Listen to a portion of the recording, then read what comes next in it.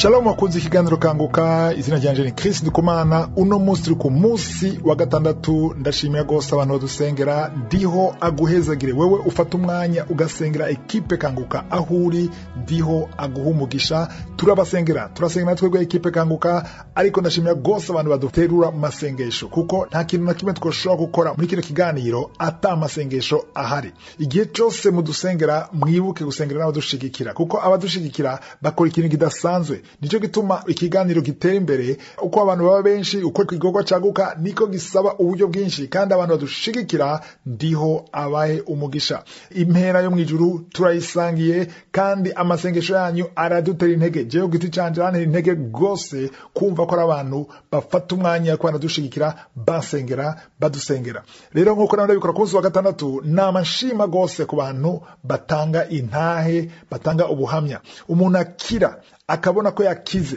bikagaragara ko yakize, akagaruka, agafata audio, agashinga intahe, birakora ku mutima w'Imana. Hari benshi gose mu kino kiganiro bakira, batigera bashinga intahe, babona ko ico barondera bakironse, ariko hari abafise umutima wo gufasha abandi, wo gutera intege abandi, n'uwo guha icubahiro iyo Mana yamukijije. Ico kintu rero kirakora ku mutima w'Imana, kandi nico gituma ngoma nshimira gose abantu baduha intahe, kuko hamwe abantu mwese mwokira ntimusubire gushinga intahe zohera, twobura intahe, nta ntahe twosubira kuronka.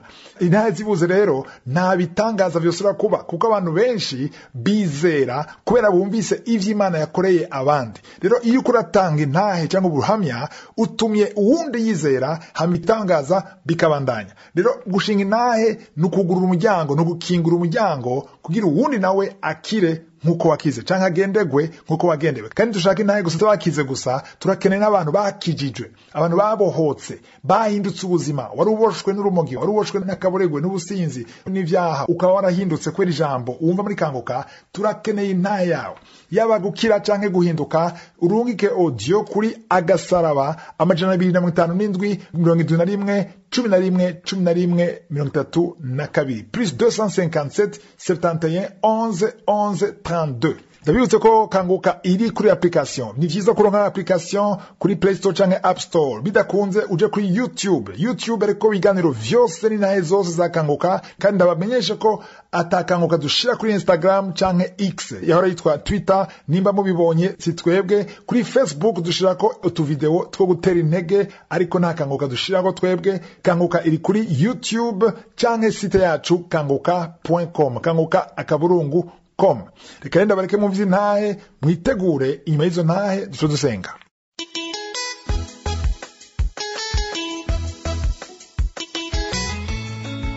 Shalom bakunzi bakanguka, nanjye ndi umuvyeyi nje kuvuga iby'Imana yankoreye muri kanguka.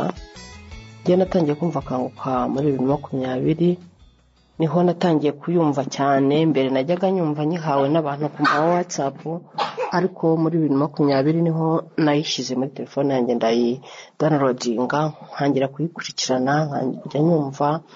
Mu by'ukuri ndi umubyeyi wari umaze imyaka 11 ntegereje umwana, ariko yangiriye neza, ampa urubyaro, ampa umwana. Ubu mfite umwana w'umukobwa amaze amezi 4, ndashima Imana. Rero uyu mwana namubonye kuva igitangaza cy'umumama Imana yahaye umwana atagera trompe. Uwo mama yanteye kwizera cyane, numva ko nanjye bishoboka. Intahe nyumva bwa mbere nayumvise turi gusenga ari kuwa gatandatu, numva amarira araje muri jye, numva ndashyushye cyane. Ndavuga Mana, niba ushobora kurema ibitarimo bitariho, ni igiki cyatuma ngewe ntavuga ko nzabona umwana, uzampa umwana? Narayizereyemo, ndasenga, amasengesho ararangira, numva nizeye gusubizwa. Muri 2023 ndongera nza gufata umwanya ari mu mibyizi, ntakoze nicaye, mfata umwanya numva kanguka zarangiye nyinshi cyane zo kuwa gatandatu. Nzizereramo, numva mfite ibyiringiro by'uko ndi busame, nkumva ndarara nsamye, nuko ndagomeza ndategereza, ariko sinacika intege, nkajya mpora numva yankanguka. Nyuma nongeye kumva kanguka y'umuma wasamye afite imyaka myinshi, yaraciye urubyaro, naho nongera kuzuzwamo ibyiringiro. Ndavuga Mana, nibi byose ni wowe ubikora. Ntabwo umuntu waba umaze kuba utakibona imihango yaba yarabonye umwana jewe uyibona buri kwezi ngo mubure. Ndagushimye rero ko ujya ubikora kandi nanjye uzabinkorera. Ubwo rero naragumiyeje ndihangana kandi nkomeza no gusenga hamwe n'umutware wanjye. Mu 2024 mu kwezi kwa gatandatu nibwo narwaye, numva simeze neza, numva simpuje muri jewe kandi ubuzima busanzwe je ntabwo njya nkunda kurwara. Ubwo ngiye kwa muganga barambwira ngo ndatwite. Mu by'ukuri byananiye kubyakira kwa muganga kugira ngo nemere ko ntwite. Byabaye urugendo rurerure kugeza ubwo inda yageze mu mezi 5 nibwo noneho nagiye nemera ko ntwite mu myaka 11. Imana iransindagiza ndakomeza, umwana arakurira mu nda. Maze gukurira mu nda igihe cyo kubyara ndabyara neza, bampa umwana w'umukobwa mwiza cyane. Ubu ndashima Imana. Niyo mpamvu ndi gutera intege abantu bose abategereje, abamaze iyo myaka, ari abari munsi y'iyo ngiyo, ari abafite ibibazo bitandukanye. Niba yakiza kanseri, niba yakiza diabete, ni iki cyatuma nawe atagukiza? Nta na kimwe. Rero niyo mpamvu nguteye intege muntu wanjye uri hirya no hino ubasha kumva Kanguka mu ndimi zose, cyane cyane mu bantu bakunda igifaransa. Hawe ntahe nziza cyane, mujye mukunda kuzikurikira pe kandi zirafasha. Mwizere ko Imana iri mu kazi, mwizere ko Imana izagutabara. Ikindi nari nibagiye kuvuga, Satani arwanya intahe. Natangiye kumva nzatanga intahe rwose ntwite, ariko ngenda ncika intege, ariko noneho mbona ko ahari bigoranye. Nyuma niho navuze reka noneho nzazitange narabyaye. Ubu noneho ndashima Imana, namwe mumfashe gushima Imana yampaye umwana mu myaka 11. Shalom.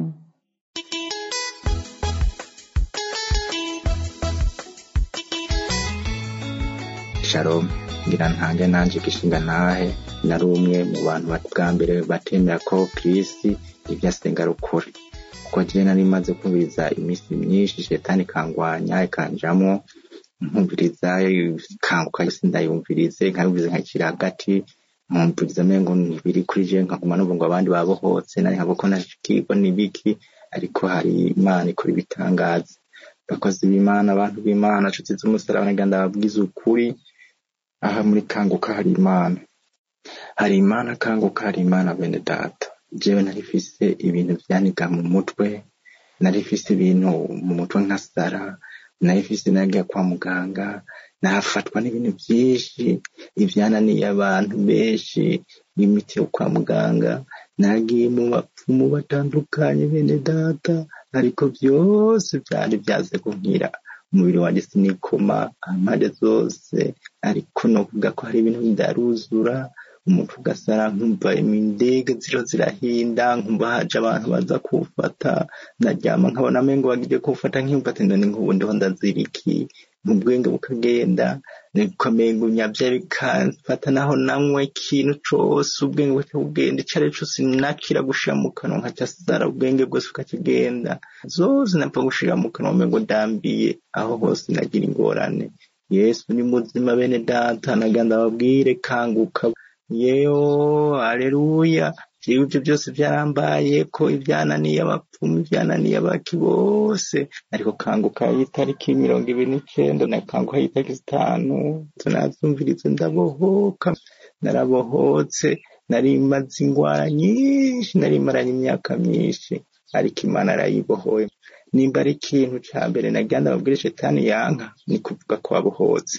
Nagira kweri sabe umuntu wese azoba yagizaga yakishuwe kumva ko arosa amahoro. Tanga ishinga ntaye cyawe, kuko igishinga ntaye cyawe kirakiza abantu benshi. Je narabohotse, numvirije abantu benshi bagihura n'ibibazo byinshi bitandukanye. Nanje naho nabohokeye, nashoboye kupfumisa, ndapfumisa buraca, ibyo byose mvumisa nkavumisa ibintu birenduka bitafashe, ariko Imana yarabikoze kugeza ubu ndumva komeze neza. Nukuri noshima, sinoronka ibyo noheza novuga nkananirwa, naha kubaye kwiyita, ni kwiyita. Narageragaje kugamvuga ati Imana warankijije, ariko kugeza ubu byari byase gushikiriza Shetani, twaguma tugwana. N'ubu novuga ndabasabye ikintu cya mbere ubohotse, gutanga iyo gishinga ntahe ko kirakiza nanjye nakize kubera kanguka zahaciye. Nuko rero bavandimwe je ndashimira Imana ku bitangaza byinshi maze kunkorera. Shalom.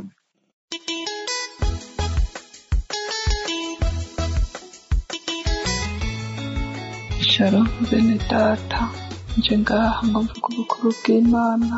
Imana yacu ni nziza, ni munyembabazi, ni munyakigongwe.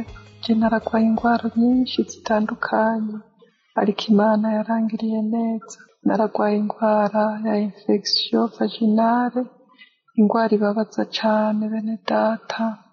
Ndagwara ndaremba, nkiyaga nkakomereka nkapfa amaraso, ku buryo hagera igihe ncambara n'agahuzu ko munsi inshuti zanje, ariko Imana yarankijije. Nagifise umugenzi arambwira ati burya wewe urumviriza ikiganiro Kanguka? Inshuti zanje ndamubwira toya, ntaco kiganiro ntaco nzi.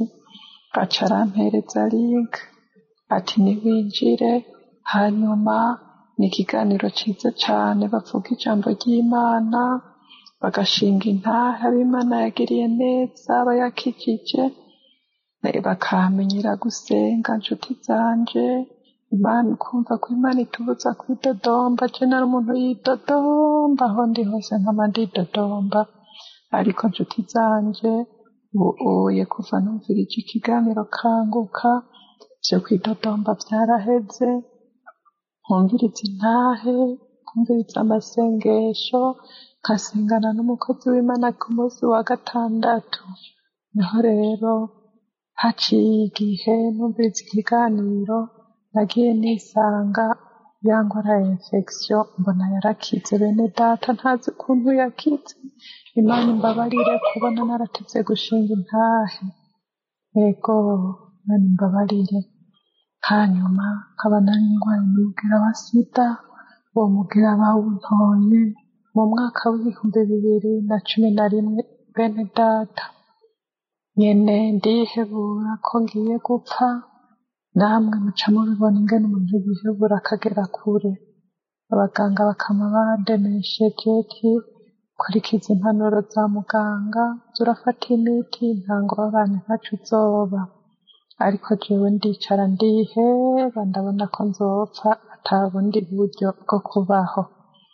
Ariko kuva muri ikiganiro Kanguka narumviriza intahe z'abandi, nkumva benshi bashinga intahe ko bakize umugera wa sida, bakize diyabete, bakize kansere.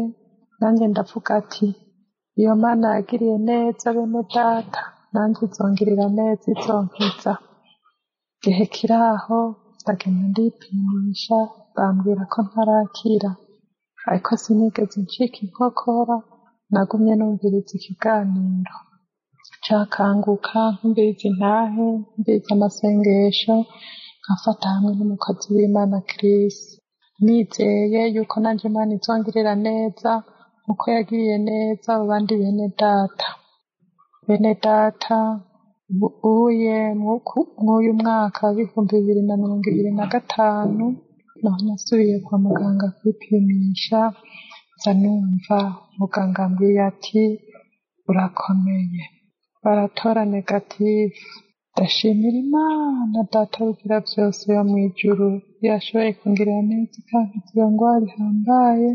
Bene data, nkaba ndiko ndatera intege n'abandi bakirwaye nibabandanye bafata ntibacike inkokora. Imana data rugira byose izobagirira neza.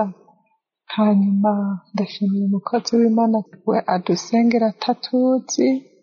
Imana imuhezagire n'umuryango wiwe wose, yongere ihezagire n'abapartenere ba Kanguka bo batera intege ico gikorwa. Imana yame ibongera imigisha isi yose na hose. Shalom.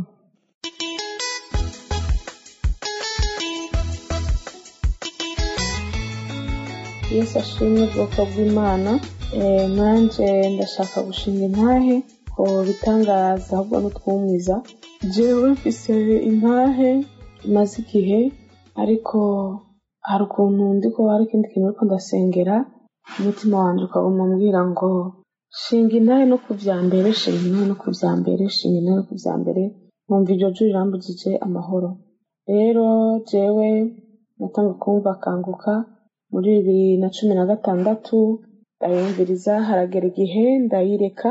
Muri 2018 mu ntango zawo sura kumva ngize inyota yo kumviriza Kanguka, ntangura kandi kuza ndayumviriza, kuyumviriza buri munsi, nkayumviriza hagera no gusengera abagwayi, aho nkasenga kuko umuntu agendana utuntu twinshi, utugwara, uduki, imitwaro itandukanye.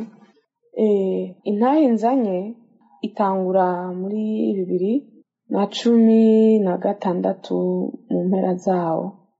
Umugabo wanje twaba mu bihugu bitandukanye bibiri, igihugu cy'ukibanyi cy'u Rwanda, niho twapanze. Rero arambwira ati mva rero ndi mu Rwanda, reka ngene ni installe hama tuzopanga nzoza uraza kundaba. Aragenda ari installa, nyuma imisi mikeyi turumvikana ko nzoza ndagenda kumuraba vendredi nkataha lundi. Mugabo iyo ngwara yatanguye kumfata neza ico gihe. Yo niyumviriye kugenda kumuraba muri izo 2 semaines ari jeudi, nacafatwa n'umuriro muri uri intense, umuriro uteye ubwoba. Sinashobora kwicara, sinashobora kuryama, sinashobora guhagarara. Narahagara nkagenda nkabura amahoro, nkazunguruka inzu yose. Narifise umuberusero wanje tubana, yarazi yuko ivyo bintu bifasha, acagenda akazana amazi akanye nkicaramwo kugira numve ko ndonka agahengwe. Bantu b'Imana, iyo ngwara naragendanye nayo, ndaja ku bagynecologue batandukanye akampima ama infection, nta infection mfise, bakancisha mu ecography kugira ko nafise ingwara runaka mu mubiri, bagasanga ndi clean, nta kintu na kimwe mfise. Bantu b'Imana, iyo ngwara ndagumana nayo, imiti bakampa antidouleur ntihagire ico ifasha, ngumana nayo uko nzi ko ngenda vendredi kura mugabo, urumva sinarara neza.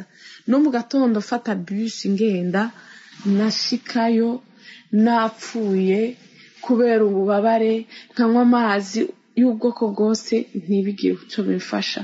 Mbana navyo kubera ubuganga bwari barabuze, ndavuga ati ingwara nizonyicatu, ndiyakira. Nyuma yaho n'umugabo wanje tangura kumugira ko effet, agatangura kuza arashishuka kuri pisi nyene, adashatagira iki mugabo agasha kuri pisi.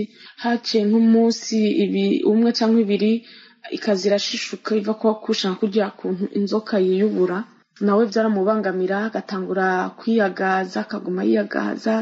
Yagenda kwipimisha infection ntibayibone. Tuba muri ubwo buzima. Noneho hagera igihe un certain vendredi ngenda kumuraba. Ngiye kumuraba, bazi ko umugore n'umugabo mudaherukanye 2 semaines mukumburanye, kwa kundi nyene tugiye mu gikorwa nyezina, mbona simbiye nka hariya ko minduru. Ndamubaza ati mutware habaye iki? Acambwira ngo umenga ufisemwo amavuta ashusha ari kumbabura, ariko arabira, urampuriye. Numva ntangwe nanje kubangamirwa n'umugabo wanje, numva ko vyetanga kumubwira ko yifata ngura kubangamirwa, katangura kiyagaza. Muri make tuba mu buzima butaryoshe bw'urugo. Umugabo wanje atangura kuza arantinya, hageze ko tukora amarapport ukabona ko afise ubwoba, akumva ko ashaka mugabo akaba afise ubwoba. Turabana navyo. Ariko muri ya misi 21 nari nafashe gusengera muri Kanguka, un certain samedi inza kumva fukamye mbegitanda ndiko ndasenga, umukozi mata gusenga, ndarira ndasubira ndarira. Muri ayo marira haza nandirimbo ivuga ngo habwe kuzomana ya Aburahamu, ubwo imirimo wakoze nyene birya byose ivuga ngo udashokera abana abantu ushokera Imana. Ndarira, umukozi w'Imana akomeza gusenga, ndarira. Avuze amen, nanje mvuga amen. Hama nsubira mu bikorwa byo mu nzu, byo mu rugo. Mwijoro niho nabonye effet y'amasengesho narindimwo. Ryamye sinziriye, ndota numva ijwi rimbwira ngo inda yawe bari barakuroze, bayifungiramwo ibibiriti, ngo none ngo Imana yagukijije. mbona hariko hasohokamwo ikibiriti kininiya kije ko n'ibintu birenduka ameze nk'ibiseru, haza n'ikindi cya moyenne nyene kizana ibintu birenduka byinshi bimeze nk'ibiseru. Iryo jwi rikomeza kumbwira ngo urasenga ngo n'igisigaye ngo kivemo. Bantu b'Imana ndababwiza ukuri, ingwara yo yananiye abaganga bose, guhera uwo munsi yaciye igenda ubutakigaruka, ndakira n'umugabo wanje arakira, dusubira kuronka amahoro, gusubira mu buzima buri normale nk'ubw'umugore n'umugabo. Ariko sinigeze ndonka imbaraga zo gutanga intahe muri Kanguka. Narahura n'abantu dusengana turirimbana nkabashingira intahe, abagenzi banje nkababwira ukuri bw'Imana, nkabo umva abantu hose nagenda bivuga n'ubu nari nkibivuga. Rero haragera n'igihe kubera ubu sinkiba mu Rwanda sinkiba i Burundi, mu gihugu ndimwo ngakomeza kandi kumviza Kanguka. Haragera igihe ko ubuzima tubayemo n'ubuzima novuga bwo kwiruka, haragera igihe naho Kanguka kandi ndasona depose. Jo bundi muri 2021 ihera ntangwa kuza ndumviza kandi Kanguka, umutima ugasuka ukatisubira umvize Kanguka, ndasonda yumviriza. Hari ibyo ndiko ndasengera ngo Imana ingirire neza, Imana isubize. Niho nakuma numva umutima ubwo kutashinze inahe muri Kanguka kandi ariho waronkeye ugukira kwawe.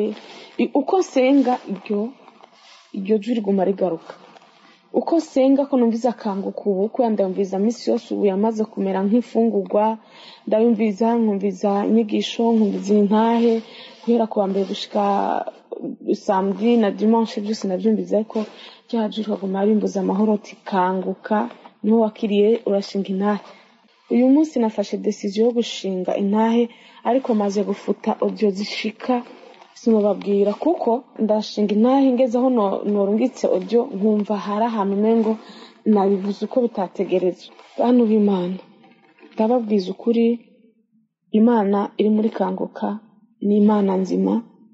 Jewe ndasenga, ndi n'umukozi w'Imana, ndi mu departement menshi zo mu rusengero, ariko ndababwiza ukuri muri Kanguka hari Imana nzima. Imana ankijije iyo ngwara iragahezagirwa ibihe byose. Yari ingwara abantu b'Imana ibabaza, ifasha umunota umwe naba maze gutikira ndagenda ndonda kubera ububabare, ariko ndashima Imana ko ico caga Imana yakinkijije.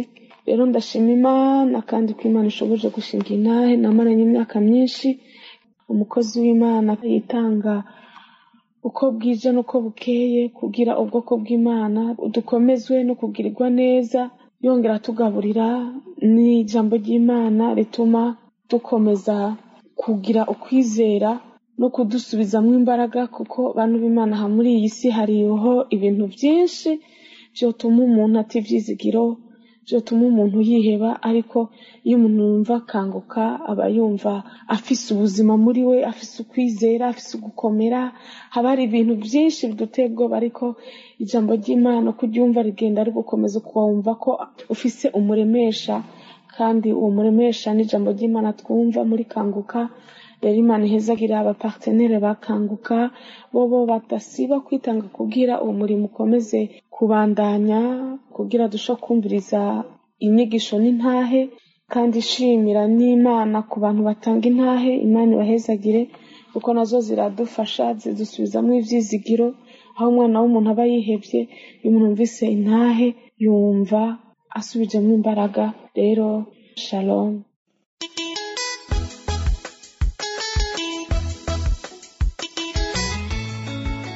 Shalom peuple de Dieu, bonsoir. Je suis une Camerounaise vivant au Cameroun. Je viens témoigner de la grandeur des merveilles de notre Seigneur Jésus dans ma vie. J'ai reçu Kanguka par le biais de ma fille vivant en Belgique. J'étais malade, j'avais les coups battus, les douleurs aux deux épaules, aux hanches, au dos, au point où à un moment donné, ça menaçait de paralyser mes membres supérieurs. Shalom bwoko bw'Imana mwiriwe. ndi umunyakameruni kandi nkaba ari yomba nje gushingira intahe ubunini bw'ibyiza by'umwami wacu Yesu Kristo mu buzima bwanje. Naronse ikiganiro kanguka biciye ku mwana wanje w'umwigeme aba mu Bubirigi. Nari ngwaye, nari mfise uburuhe mu mubiri, ububabare mu bitugu, mu mafyigo, mu mugongo. Hari hageze igihe hagomba no kuziramwo kunyunyuka, pararizi mu bice vya ruguru by'umubiri.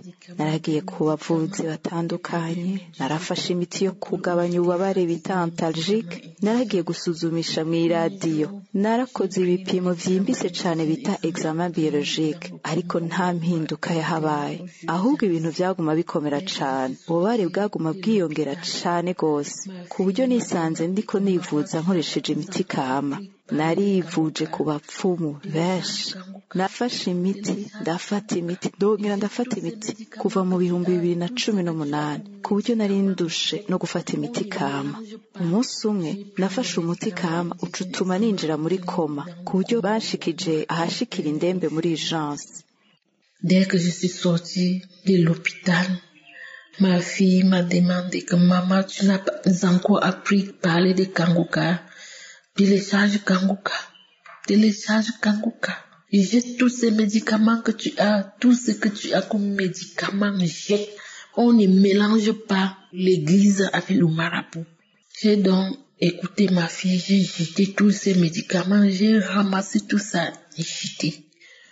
Igihe nava mu bitaro, umukobwa wanje yarambajije ati, mama, nturamenya Kanguka? Teresharja Kanguka muri telefone yawe. Genda uti iyo miti yose, imiti yose ufise genda uyite, kuko gusenga ntibibangikanye no kuraguza.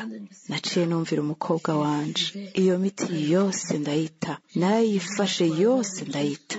Twaciye dutangura gusenga. Ku munsi ugira gatatu naciye ntangura kugira manifestation, ndagira manifestation.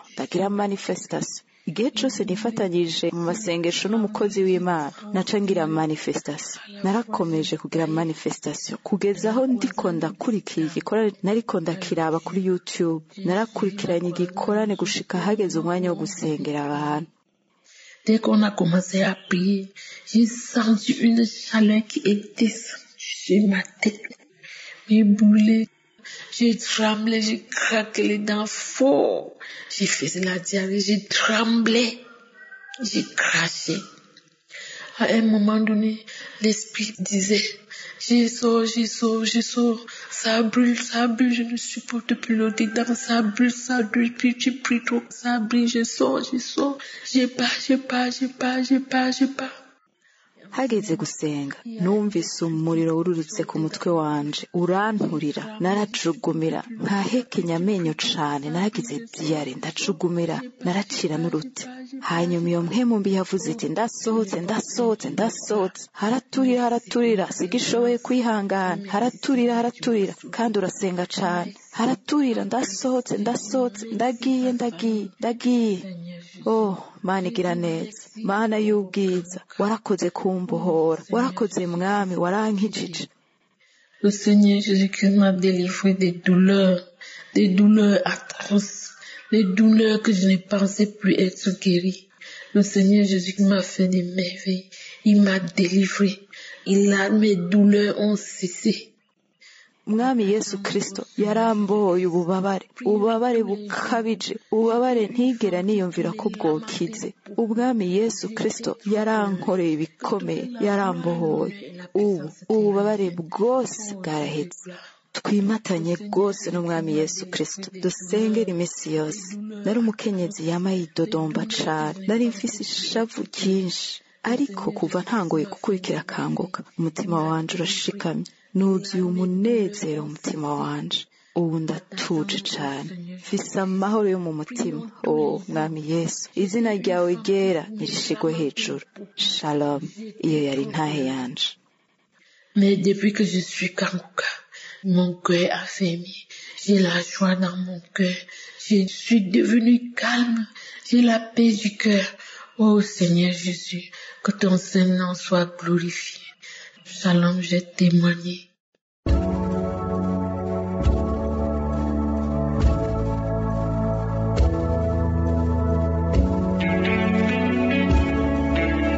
ubu tugeze mu mwanya udasanzwe, umwanya w'amasengesho. Nizere ko wumvirije intahe zose nk'uko twaba tubikora imbere yo gusenga. Twama duhagarara ku ijambo rero duhagarara kuno munsi ni muri Yeremiya 23 murongo wa 29. Jeremie 23 verset 29.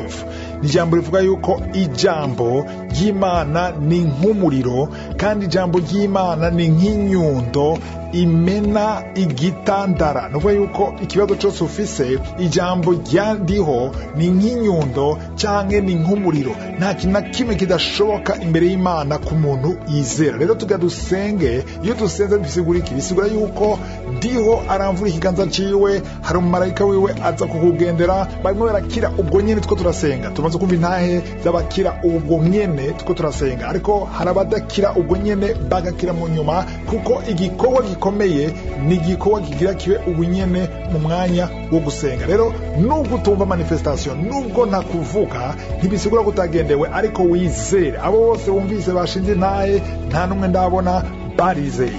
Nimba wizera rero, ugira ikimenyetso cyo kwizera, ushira ikiganza wabara canke ushire kunda abadamu bashaka abana, utaza ushira ikiganza ushire ku mutima, kuko ivyo tugira dukore igikorwa cy'impwemo bisaba kwizera kwawe. Nibihagaze kuri jewe, bihagaze kuri wewe, kukwizera kwiwawe. Mu mwanya muto rero witegure tugira dusenga.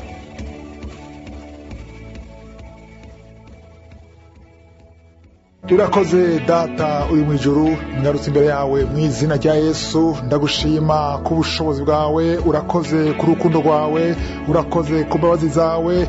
Uri El Shaddai, uri Adonai, uri Rafa, uri Shama, uri Sabaoth, uvuga rimwe bikaba.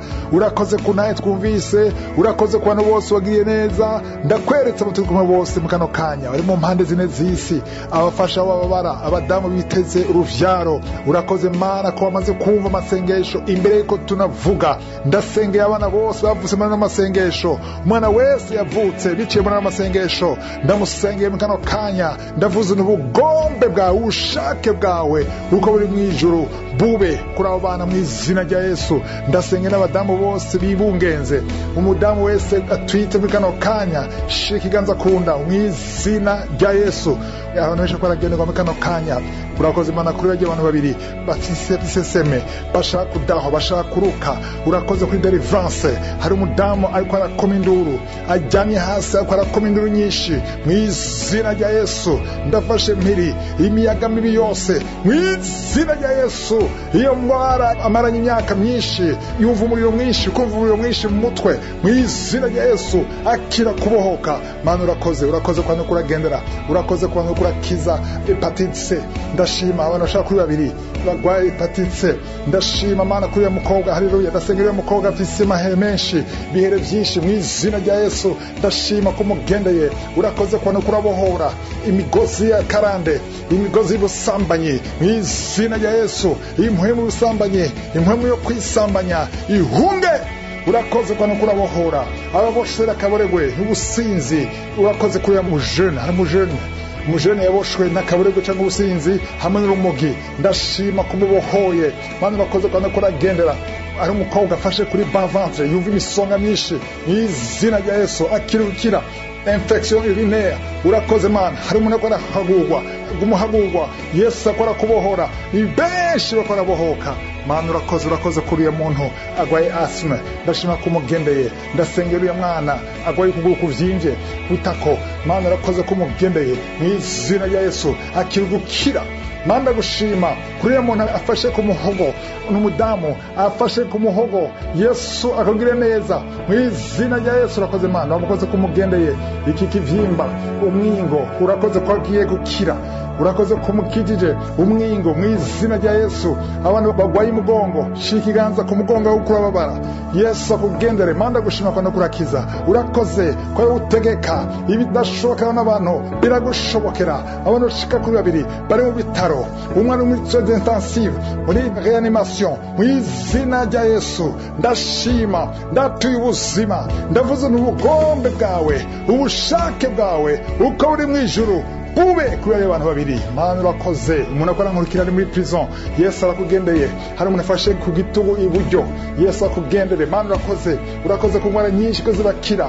Wewe ugenda namugera, abantu bashaka kuri babiri, abakobwa babiri n'umuhungu umwe bagenda namugera, umugera wa sida. Yesu urakoze kubagendeye mu izina rya Yesu. Akira gukira. Ninde yohagaye imbere yawe Mana, ibidashobokera n'abantu bagushobokera. Ogwaye estoma, izere abagabo babiri bagwaye estoma, Yesu arakugendeye. Ugwaye figo, fata nyine kurabara mu izina rya Yesu.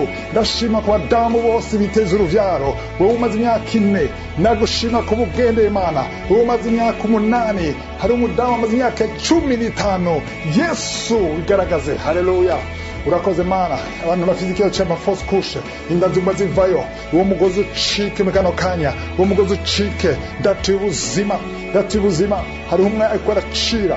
Mana urakoze Mana, urakoze ku muntu arwaye igituntu, ndagushima ko mukijije.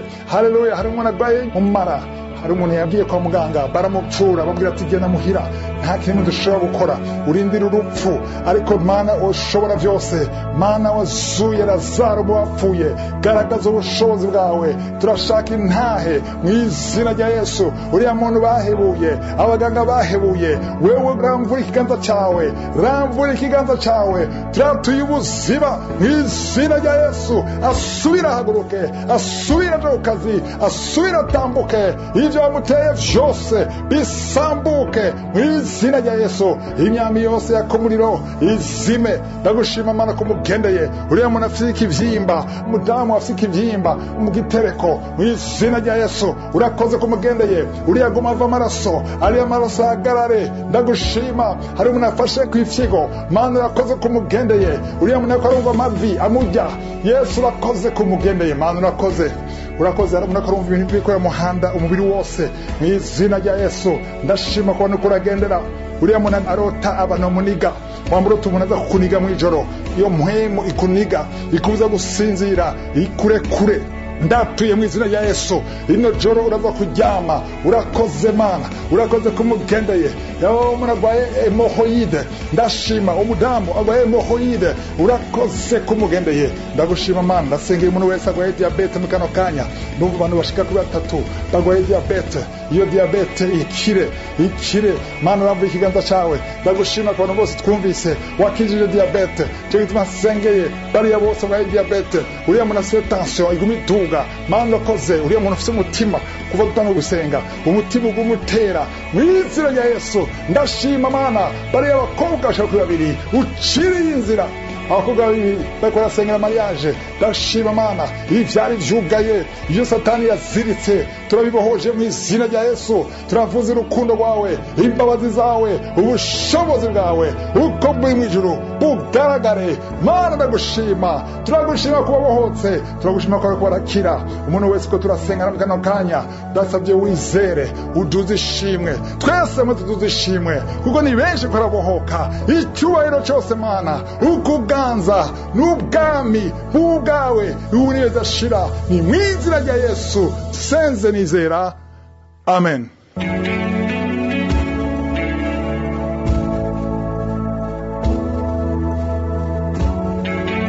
Ku muntu azobona ibimenyetso bigaragaza ko yakize canke akaba ashaka kwakira umwami Yesu kugira aronke ubugingo budashira, ushobora guhamagara ku 254 746 614 403 plus 254 746 614 403. Ku baba muri Canada canke muri Amerika mushobora guhamagara ku 613 462 93 52 613 462 93 52.